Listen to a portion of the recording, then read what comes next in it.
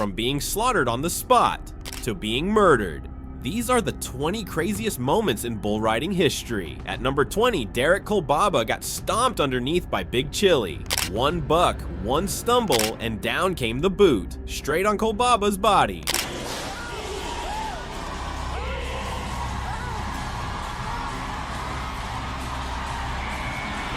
Well, he's gonna get a second score, but he paid for it as he gets stomped on the ground and has to roll away to safety.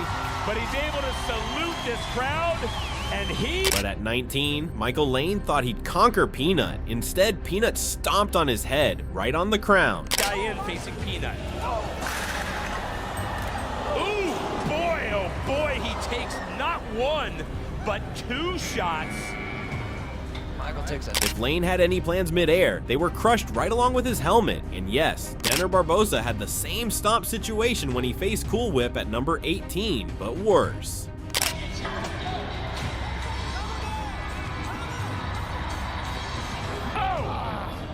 Cool Whip made sure Barbosa didn't just lose the ride, he lost a chunk of pride too.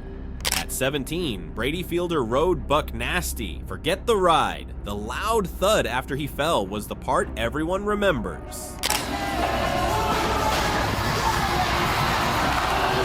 Fielder goes down. Buck Nasty made him kiss the dirt hard, and the whole arena heard it. And oh, number 16? That was Anderson de Oliveira's wake-up call. Where's the Beef didn't buck him off. It rammed its horn into his face. Facing Where's the Beef.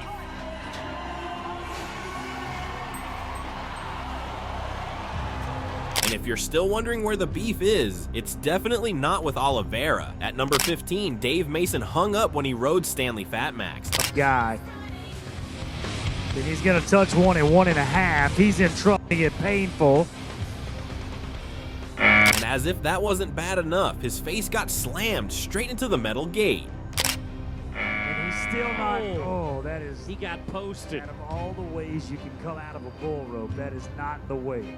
Ouch, that was nasty. But Ezekiel Mitchell got his own version of a facial at number 14. Expect the unexpected, you never know what he's doing. Buck Nasty gave him a discount too, busted his face, and gave him a leg injury on the way out. Expect the unexpected, you never know what he's doing.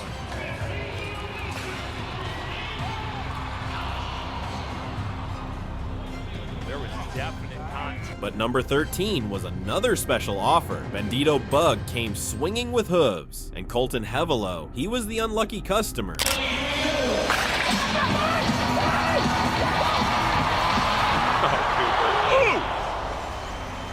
That was a shot to the midsection. That discount stomp came with full force. Now at 12, Claudio Montana barely made it to 2.38 seconds before Punchy Pete showed him why names can be ironic.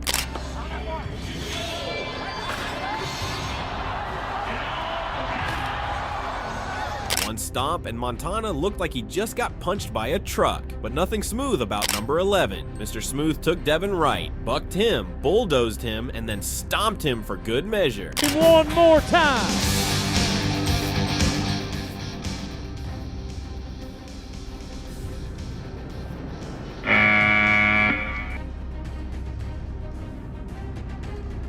Wow! Not smooth, not even close, if you ask me. At number 10, Dakota Butter probably expected a decent ride. Nothing too wild. Just make the 8 seconds, get the score, move on. Concealed, Carey didn't seem like much trouble in the chute. Calm enough. No fake outs, but bulls lie. Oh! That was not the birthday present that Dakota Butter was hoping for. Once the gate cracked open, Concealed Carey launched into Buttar. He was off balance by the first turn. By the second, he was airborne. He didn't even get a full 2 seconds. Just 1.72 seconds. That's all it took. He flew backwards and slammed into the metal gate like he was being returned to sender. The sound was ugly.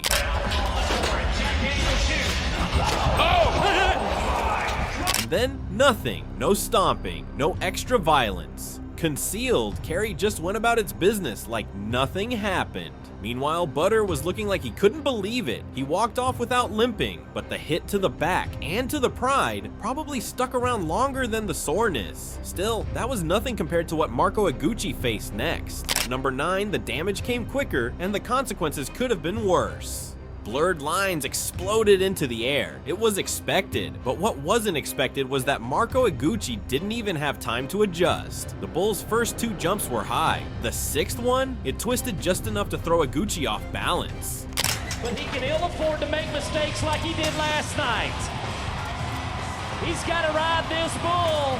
Fighting it, he will not. Oh my goodness, that bull hit him. He came off awkward. His body slammed the dirt like a sack of bricks, legs tucked under him in a bad way. But the real danger wasn't the fall, it was what came next. Blurred lines turned fast and came straight back at him, horns down. It wanted to finish what it started. And he will not. Oh my goodness, that bull hit him.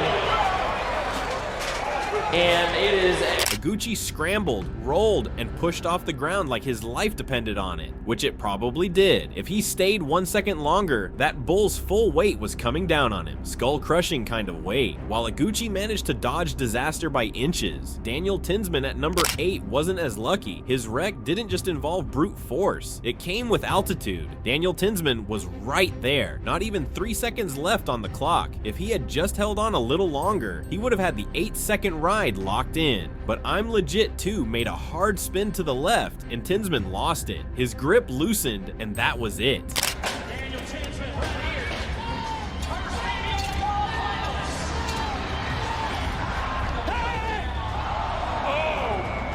His hopes for a strong start at the World Finals, gone. Before Tinsman could even lift his head off the dirt, I'm Legit 2 turned back and slammed into him with its head. It looked like the bull knew exactly what it was doing. Tinsman was launched a few feet into the air and then crashed back down, face first this time. He tried to get up. For a second, it looked like he might walk it off, but his legs gave out. Daniel Tinsman went for a ride, and he is rocked. I wasn't expecting that I'd be sent flying like that. I mean, it was already bad. I didn't last 8 seconds. That was a new one. Still, I know what this is. It's part of the sport. This is what I signed up for. If I wanted it to be easy, I wouldn't be here. Painful? Yes. But for Tinsman, that moment proved he still wants this, even when it throws him halfway to the rafters. Well, number 7 on our list didn't get that kind of ending. At 24 years old, Vinicius Pinheiro Correa was gaining momentum. His name was finally showing up in the rankings. Number 37 in the PBR with a 49% ride percentage. Not bad for a young rider trying to make it big. He had enough stats to build on, enough highlights to say he belonged. And yet, all it takes is one bad ride to reset everything. At the 2025 PBR Unleash the Beast, Correa drew a bull named Dirty Dave. The name sounded like trouble. The stats confirmed it. Dirty Dave was ranked 151, but that 81.81% buck-off rate, that's the kind of number that messes with your head before the chute even opens. Correa gave it a go. He believed he could outlast the 8 seconds. He could ride through the storm, but that storm came quickly. Smaller bull here. In just 2.20 seconds, it was over. Dirty Dave launched him like he didn't weigh a thing, and when Correa hit the dirt, the bull came down heavy. Hooves caught him flush in the back. Smaller bull here.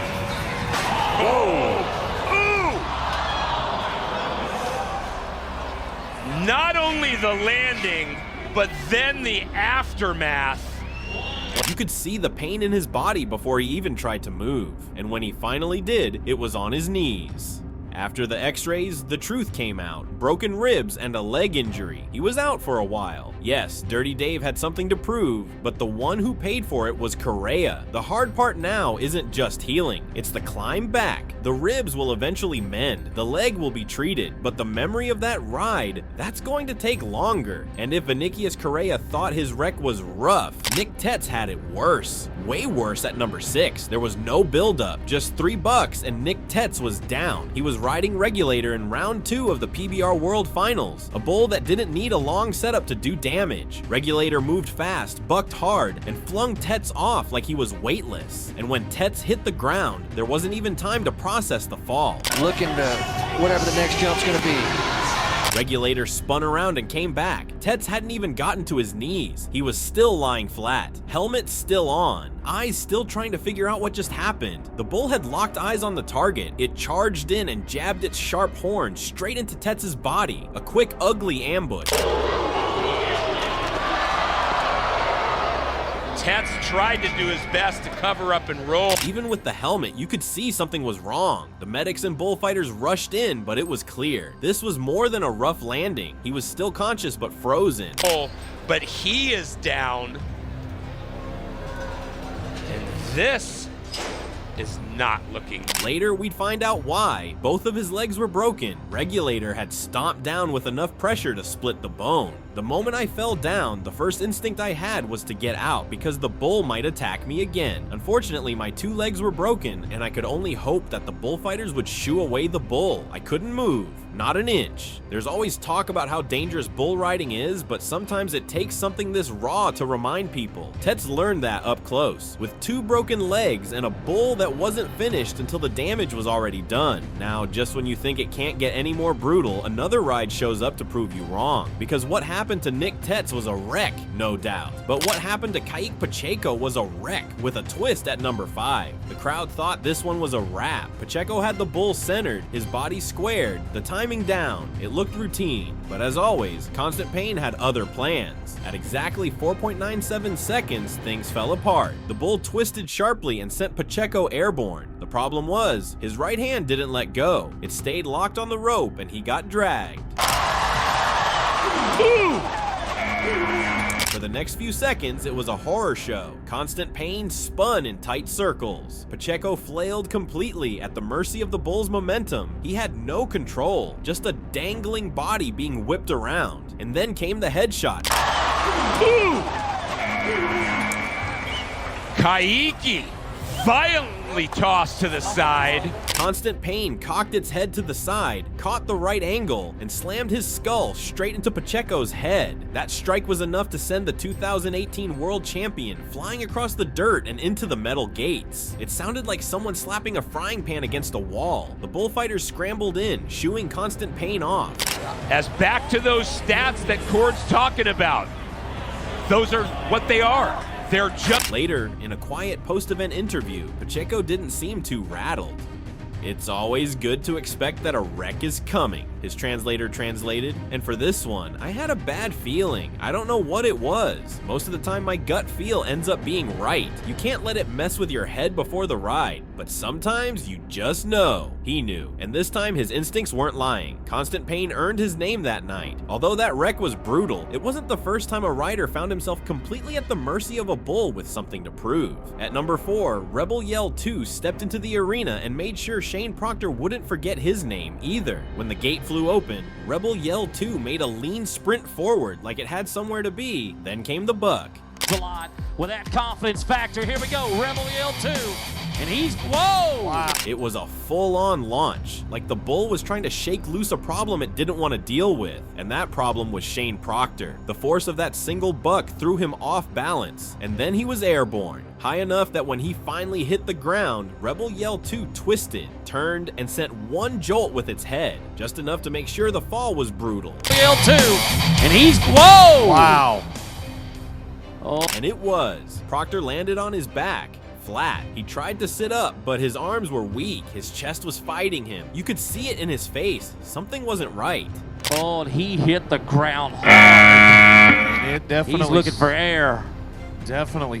I couldn't breathe. The moment I hit the ground, it felt like all the air got knocked out of me. I was trying to stay calm, trying to find a position to get some air in, but every time I moved, it got worse. It felt like the more I struggled, the tighter my chest got. That's when I knew something was seriously wrong. Even though Proctor eventually got back on his feet, the damage was already logged in his body. Bruised ribs, shaken lungs, a memory that wouldn't fade fast. LJ Jenkins was next in line to get a lesson, and his came with a metal post at number 3. Jenkins had made it through the first 2 rounds. He wasn't perfect, but he did enough to keep his chances alive at the 2013 Tacoma Invitational. Round 3 was where it mattered. It was where he needed one more solid ride to keep climbing, and that's when Stubby happened.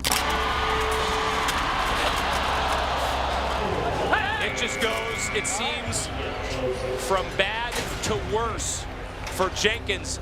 Not only does he get bucked off, The bull kicked up hard, fast, aggressive, and without rhythm. Jenkins lasted barely over 2 seconds before being tossed. That part he could handle. Buck-offs happened. What made this one worse was where he landed. Jenkins flew off and slammed into the metal post of the chute gate, shoulder first. His body twisted awkwardly on impact before he crumpled to the dirt. A double world champion here.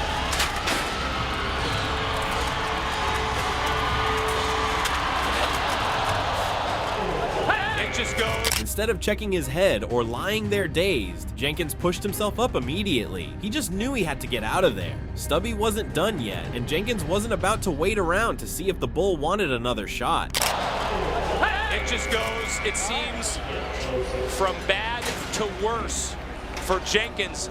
Not only does he get bucked off, but he absolutely gets slammed against steel.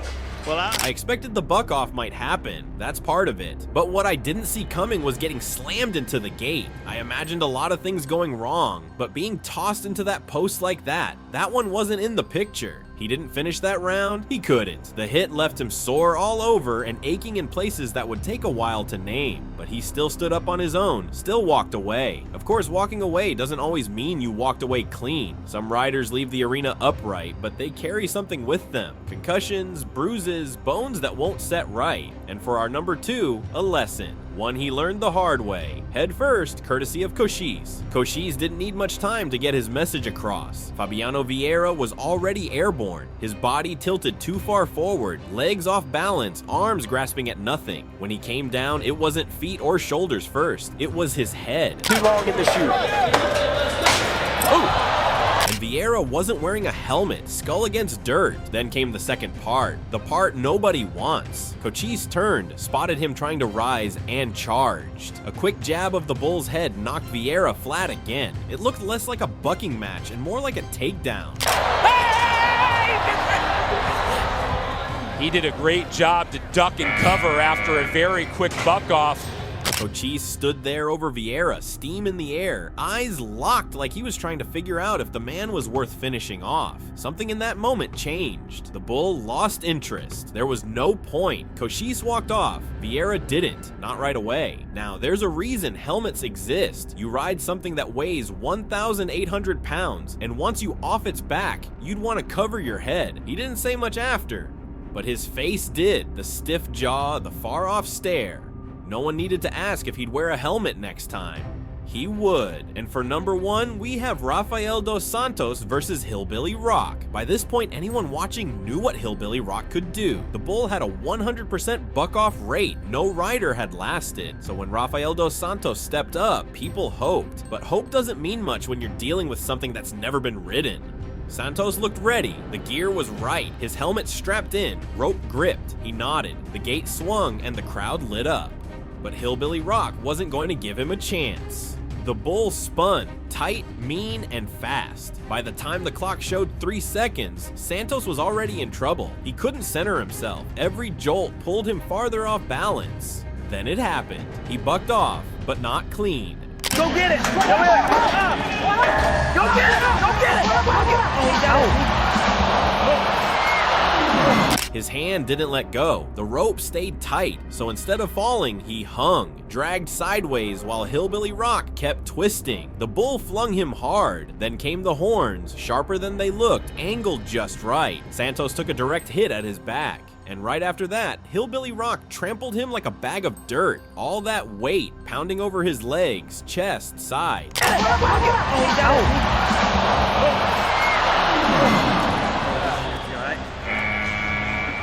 can wear a helmet, wear the vest, tape your wrist, say your prayers, but once you're hung up, none of that matters. That bull isn't thinking about your safety, it just wants you gone, and it almost got its wish. Now, if there's one thing we learned in bull riding, it's that being prepared and geared up doesn't guarantee anything. Just because you've done everything right doesn't mean the bull will play along. You have to expect that any ride can go crazy at any time.